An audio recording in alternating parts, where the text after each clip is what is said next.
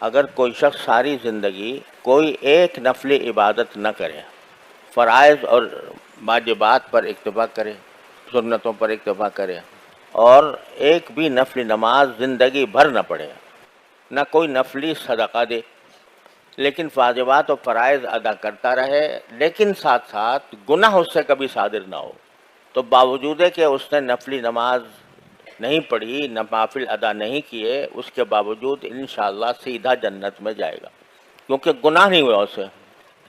اور ایک آدمی نفلی عبادتیں خوب کرتا رہے اور ساتھ ساتھ گناہ بھی کرتا رہے، تو نفع ٹوٹا برابر ہوتا چلا جائے گا، اس کی کوئی گارنٹی نہیں ہے کہ وہ سیدھا جنت میں جائے گا۔ لہذا معلوم ہوا کہ گناہ سے احتراز، گناہوں سے بچنا، گناہوں کا اہتمام کرنا، گناہوں سے بچنے کا، یہ نوافل سے زیادہ ضروری ہے۔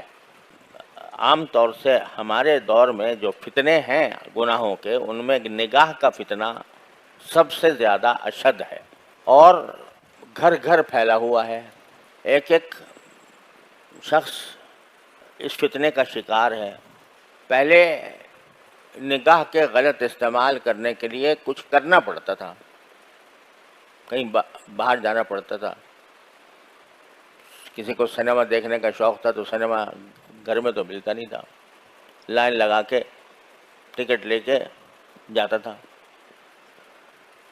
اب نہ لائن لگانے کی ضرورت، نہ ٹکٹ دینے کی ضرورت، نہ گھر سے نکلنے کی ضرورت، موبائل میں سب کچھ موجود ہے۔ لہذا یہ فتنہ شدید سے شدید تر ہوتا جا رہا ہے، اور خوب سمجھ لیجئے، اللہ تعالیٰ مجھے بھی سمجھ عطا فرمائے، آپ حضرات کو بھی عطا فرمائے، کہ نگاہ کا غلط استعمال جو ہے وہ نور ایمان کو سلب کر لیتا ہے۔ اللہ بچائے۔ ایمان کا ایک نور ہوتا ہے، عمل صالح کا ایک نور ہوتا ہے، اللہ جل جلالہ کے قرب کا ایک نور ہوتا ہے، اور نبی کریم سرور عالم صلی اللہ علیہ وسلم نے دعا مانگی ہے اس نور کی۔ صبح کو فجر کی نماز کو جاتے ہوئے جو آپ دعا فرماتے تھے وہ اللہم اجعل فی قلبی نورا وفی بصری نورا وفی سمعی نورا وفی لسانی نورا وعن یمینی نورا وعن شمالی نورا ومن فوقی نورا ومن تحتی نورا، کوئی چیز چھوڑی نہیں جس میں نور نہ مانگا ہو۔ یا اللہ مجھے میرے دل میں نور دے دے، میرے آنکھوں میں نور دے دے، مجھے میرے کانوں میں نور دے دے، میرے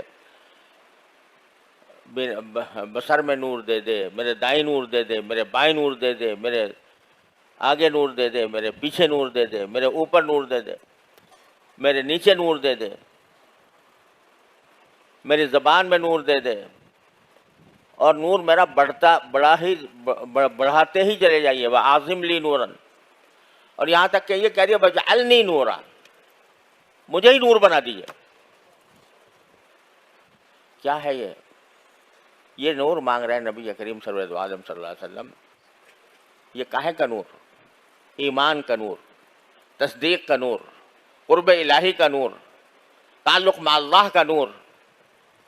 یہ نور ایمان کے اندر، ہر صاحب ایمان کے اندر ہونا چاہیے، اس لیے صبح صبح رسول کریم صلی اللہ علیہ وسلم یہ دعا مانگتے ہیں کہ مجھے دے دیجیے۔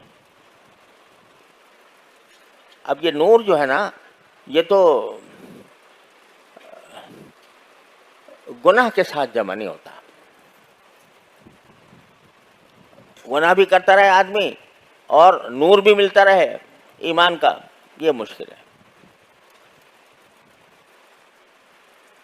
حضرت امام شافعی کا کہ شعر مشہور ہے کہ کسی نے، شاگرد نے کسی استاد سے کہا، خود امام شافعی نے اپنے استاد بکی ابن جراح رحمۃ اللہ علیہ سے، امام شافعی کے استاد ہیں بکی ابن جراح، اور وہ امام ابو حنیفہ کے شاگرد ہیں، تو ان سے کہا کہ مجھے کچھ حافظے کی تقویت کا کوئی ذریعہ بتا دیجیے، کیونکہ مجھے بہت سی باتیں پڑھتا ہوں یاد نہیں رہتی. تو کہتے ہیں خود امام شافعی شعر میں کہ شکوت الی بقیع سوء حفظی فاوصانی الی ترک المعاصی. جب میں نے کہا میرا حافظہ کمزور ہے تو حضرت بقیع نے جواب میں کہا کہ گناہ چھوڑ دو تو حافظہ کبھی ہو جائے گا. کیوں؟ فإن العلم نور من الہ ونور اللہ لا یعطی لعاصی. کیونکہ علم جو ہے یہ اللہ کی طرف سے ایک نور ہے اور یہ اللہ کا نور کسی نافرمان کو نہیں دیا جاتا. تو معلوم ہوا کہ گناہ جو ہے وہ انسان کے دل سے ایمان کے نور کو سلب کر لیتا ہے. اب کیا مطلب ہے اس نور کے سلب کرنے کا؟ اس کی تفصیل میں جائیں تو لمبی چوڑی تقریر کی ضرورت ہوگی، لیکن مختصر بات یہ ہے کہ جب ایمان کا نور قلب میں پیدا ہو جاتا ہے، اللہ تعالیٰ اپنی رحمت سے ہم سب کو عطا فرما دے، تو پھر انسان جو ہے وہ اس کا خود طبعی میلان وہ طاعات کی طرف ہوتا ہے، عبادات کی طرف ہوتا ہے، اللہ تعالیٰ کے احکام کی تعمیل کی طرف ہوتا ہے، اور گناہوں کی طرف جو رغبت ہے وہ کم ہوتی چلی جاتی ہے. جتنا جتنا ایمان کا نور بڑھے گا اتنا ہی گناہوں سے نفرت پیدا ہوتی جا رہی ہے. شروع میں آدمی بتکلف نگاہ گناہ چھوڑتا ہے، دل چاہ رہا ہے، دل مچل رہا ہے، دل کی خواہش ہے، تقاضا ہے کہ یہ گناہ کر لوں، لیکن پھر وہ زبردستی اپنے اوپر زبردستی کر کے اور اپنے نفس کی خواہش کو کچل کر بچ جاتا ہے. تو جوں جوں اپنی خواہشوں کو کچل کر بچتا رہے گا اتنا ہی ایمان کا نور بڑھتا رہے گا. پھر ایک مرحلہ ایسا آ جائے گا کہ گناہوں سے نفرت ہی ہو جائے گی. یہ مانگ رہے ہیں سرکار دو عالم کہ یا اللہ مجھے یہ نور عطا فرما دے. اب وہ ان کو سرکار دو عالم صلی اللہ علیہ وسلم تو بذات خود نور تھے. لقد جاءکم من اللہ نور وکتاب مبین، سراپا نور ہی نور تھے. اللہ تعالیٰ نے ان کو سراپا نور بنایا تھا. لیکن کیوں مانگ رہے ہیں؟ تاکہ اپنی امت کے لوگوں پر شفقت فرما کر امت کے لوگوں کو سکھائیں کہ خدا کے بندو یہ چیز مانگنے کی ہے. نور مانگو اللہ تعالیٰ سے، اور اس نور کا تقاضا کا نتیجہ یہ ہوگا کہ انشاءاللہ گناہوں سے حفاظت بھی ہوگی. گناہوں کی گناہوں سے بچنے سے نور پیدا ہوتا ہے، اور جب نور پیدا ہوتا ہے تو آپ مزید گناہوں سے بچنے کی ہمت پیدا ہوتی ہے. مزید ہمت ہوتی ہے تو مزید نور آتا ہے. یہ ایک تسلسل ہے جو بندے کو ساری زندگی جس کو حاصل کرنے کی فکر کرنی چاہیے. تو میں عرض یہ کر رہا تھا کہ نگاہ کے غلط استعمال سے کیا ہوتا ہے کہ یہ نور ایمان جو اللہ تبارک و تعالیٰ نے عطا فرمایا بندے کو، اس سے محرومی ہو جاتی. یہ آنکھ کا نور ہے نا جس سے دیکھ رہے ہو، یہ آنکھ ہی کا تو نور ہے نا. کس کا عطا کیا ہوا ہے؟ اللہ تعالیٰ کے سوا کون ہے جس نے یہ دے دیا ہو؟ مفت دے دیا، بے مانگے دے دیا، کوئی قیمت وصول نہیں کی. ساری زندگی تم اس کو استعمال کر رہے ہو، اور اتنی نازک مشین دے دی ہے کہ اس کے کل پرزوں کا اور اس کے رگ پٹھوں کا کسی کو پتہ نہیں ہے. ایک ہمارے دوست ہیں جو اللہ تعالیٰ ان کو شفائے کامل عطا فرمائے، وہ آج کل بیمار ہیں، آنکھوں کے امراض کے اسپیشلسٹ ہیں. انہوں نے مجھے بتایا کہ صرف آنکھ کے اندر 11 قسم کے اسپیشلائزیشن ہیں.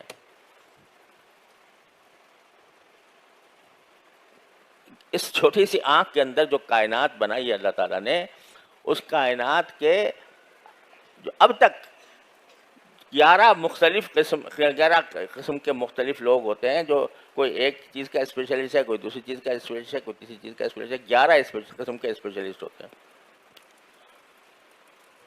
اور جب ذرا سی کوئی کھٹک ہو جائے آنکھ میں، کوئی تنکا پڑ جائے، پھر دیکھو کیا بے چینی ہوتی ہے.